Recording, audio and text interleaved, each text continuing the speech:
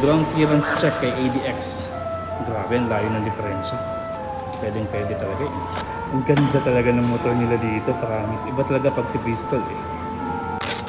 Woo! This is the new Bristol ADX 160. I picked the black color. Woo! Kasi paborito natin yung black. Anyway, you have 4 colors to choose from. Meron tayong white dito. Alright, ganda pa rin. And kinumpleto talaga, pamangkin natin yan lahat later on. And there goes the gray. Kahit yung gray, maganda din at saka premium tignan. Parang improvement ng Honda ADV, to be quite honest. Babagitin natin lahat ng gusto nyo malaman. But before anything else, I know, welcome to Bristol, Davao City. Alright!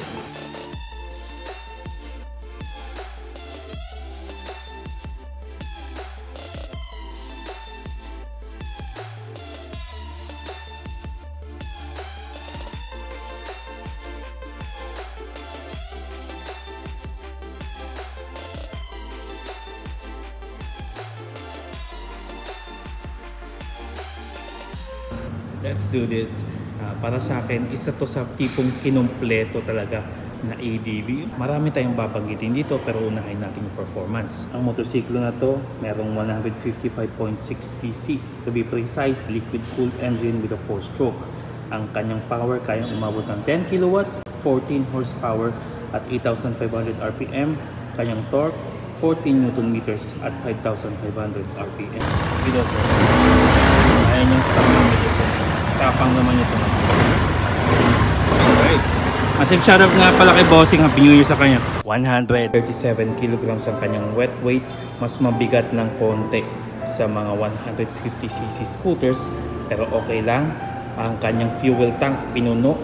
11 liters gas tank capacity with a 43 km per liter fuel consumption. So isipin niyo po yun, meron siyang more than 400 km range. And 790mm seat height. I'm 5'6" tall. Ganito po makukuha natin. Tip ito, my dear friends. And the fact na tip ito siya, mataba talaga yung kanyang upuan. Pero kapag 790mm kasi or 780, dapat flat-footed mo yan eh. Tatangkap-tangkap yan kasi makapal yung kanyang upuan. And how you see it should be like this. So comfy and may harang siya dito sa may likuran. So very unconventional, to be quite honest, kasi nga medyo malapit sa akin yung handlebar. And it feels weird somewhat, pero much more comfortable than the other scooters na naupuan natin. I'll be quite honest, I don't ride that much scooters, pero nagpasket tayo ng test ride.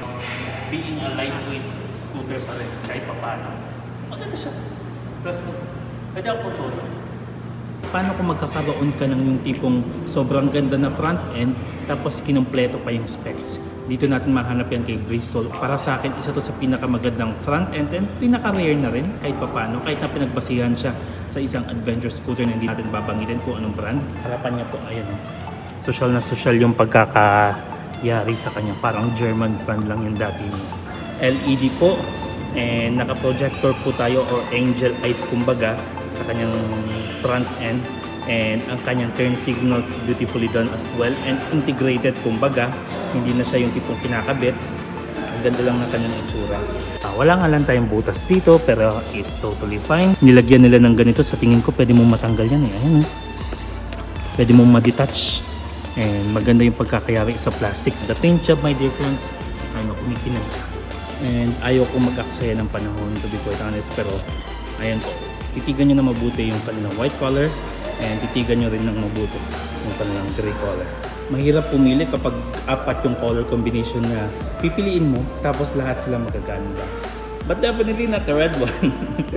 I'm not quite sure with the red one, but the black one, my dear friends. Ayan po. Mr. Blackman tayo pagdating sa motor. It's glossy pero panalo-panalo yung kanyang datingan. Check this one out. Can be manually adjusted ang kanilang windshield. So it has the advantage as well. Some Bristol branding on this part. Emblem po. ADX 160. Maganda din yung kanyang tsura. And I like this gold emblem right here. Naiiba siya kumbaga.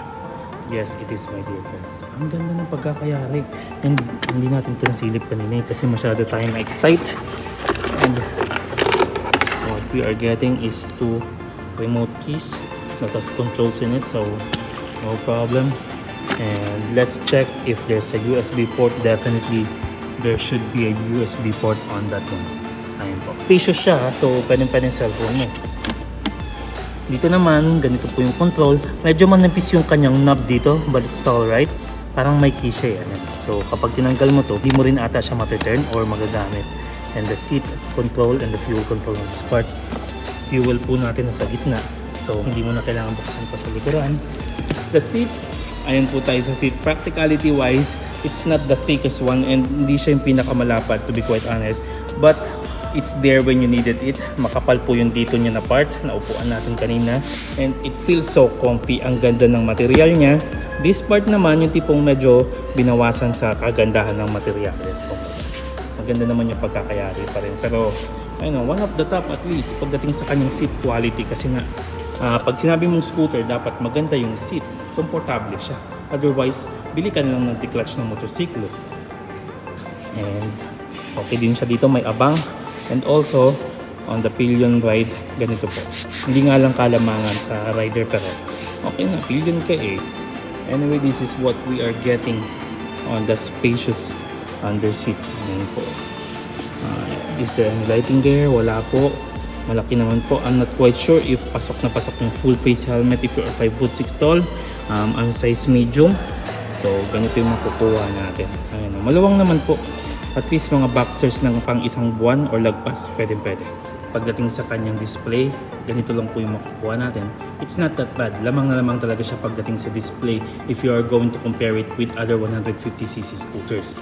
Ang kanyang controls, nicely done as well, my dear friends. As I mentioned a while ago, the seat height, hazard light on this one, very basic, makikita mo kaagad.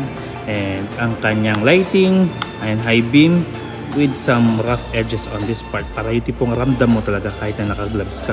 Fast switch on this part. Ayun, dibalik din ang kanilang turn signals, busina, magandang pagkakayari. Hindi ko to napansin kanina pero meron pala siyang parang start and stop system. Magandang idea. And start on this part. And ayan po ang ating lighting adjustable. Pagdating naman sa kanyang side mirrors, okay lang po. Iba na yung ginagawa ng mga manufacturers ngayon. Pinapaganda na nila. Yung ginagawa na nilang functional and sturdy kumbaga. Yung tipong magagamit mo na hindi basta-basta masisira or luluwag. So ayan po. Sturdy siya, matigas siya, my dear friends. And you may compare it with the Kymco's premiumness, to be quite honest. And I've seen this part sa kanyang harapan a while ago. Maganda. This part as well. Carbon fiber patterns. Maganda din. Some glossy stainless part on this one. Dito rin. And dalawang options sa inyong pag-upo. Pwede ka nakaganyan, pwede ka nakaganyan. Yun. Ayan o. Maganda din ang pagkakaya. The swing arm. Beautifully done. Mud guard on the tires. Beautifully done as well. And let's not forget about this one, my dear friends. Kasi nga kung mag-a-adventure or mag-a-adventure touring ka, dapat may ganyan ka rin. And it makes sense kasi naka 11 liters gas ng capacity siya, tapos bracket na kaagad, pwede mong lagyan ng tank box. Ayan. Kung magka-tail tidy ka, it has to be an adjustment on the rear, my dear friends. Magiging problema yun, doon nakalagay yung turn signals niya. Pagdating sa kanyang exhaust na patatunog natin kanina, maganda din naman yung kanyang tunog kahit na stock from a single cylinder scooter, pero maganda yung tunog niya. One advantage that I may commend Bristol for doing this kind of model is the front suspension. Golden fork na nga, inverted pa. Actually, hindi pa ata tayo nakakita ng inverted 150cc front fork. Lahat naka-non-inverted. So, una ata si Bristol pagdating doon with some adjustability on the dual shock on the rear. Alright. And some gold hints on this one. So, kahit anong kulay na bilhin mo kay Bristol ADX, magugustuhan mo talaga siya. And I cannot specify the ground clearance, my dear friends. Napabisita lang naman tayo dito. Pagpasensya nyo na sa magagalit. Okay lang, magalit kayo dyan. Bahala kayo sa buhay mo. Anyway, my dear friends, ang kanyang front disc brake, I cannot see any branding there. Pero ang kanyang front end, may ABS po. Ang kanyang rear, wala. Naka-disc brake tayo, wavy. And sa kanyang likuran din, naka-disc brake. So, hindi talaga siya pinagdamo. Isa mako-comment ko kay ADX 160, it's the wheels, my dear friends. It's spoke pero tubeless siya, my dear friends. Yun yung nagustuhan ko sa kanya, and ang ganda talaga ng pagkakagawa. Okay siya para sa akin, stylish siya kumbaga. Paano magiging adventure ang inyong scooter kung hindi po siya dual or all-terrain tires? And by 14 po tayo sa harapan, 110, 80. Sa likuran naman, 130, 70. And by 30 siya. So, may final verdict para kanino itong motosiklo na to. Siyempre dun sa naghahanap ng 150cc scooter na tipong kompleto talaga siya. And pwede pang long ride. Aminado tayo dyan kasi nga 11 liters, you cannot deny that. And para sa akin, low on height, pwede din. And also start and stop system. So, almost complete. May mga magre-reklamo na naman dyan. Sana dual channel ABS na lang. Sa tingin ko maganda yung single channel kapag mag-off-road ka. So when it comes to the pricing, dito kay Bristol Motorcycles Davao City sa Maylanang, nasa 188,000 Philippine pesos po siya. And ang kanyang lowest down payment, you can have it by 37,600. And ang kanyang 12 months, 15,290. Ang kanyang 24 months, 9,024. And ang kanyang 36 months, 6,935. Para sa akin, medyo may kataasan pero okay na okay lang kasi kinumpleto naman po. So my dear friends, what do you think about this motorcycle right here? Kasi para sa akin, kinumpleto siya for you. Para wala ka na reklamo. Pagdating naman sa pagpapuhan, okay din naman. So ano pa reklamo mo? Hindi siya yung tipong sabihin nila ABS sa internet tapos ila-launch nila na non-ABS. Ito, kompleto talaga. So okay na okay siya. Para sa akin, panalo siya my dear friends, but let me know in the comment section below. Subscribe na rin kung gusto nyo, kung ayaw nyo, walang problema. Libre lang po manood. Ayan, nandito na naman tayo sa Toys R Us, my dear friends. And kung napapanood nyo palagi yung dulo ng videos ko, this is what I do. Nandiyan, okay naman kayo sa coins, no?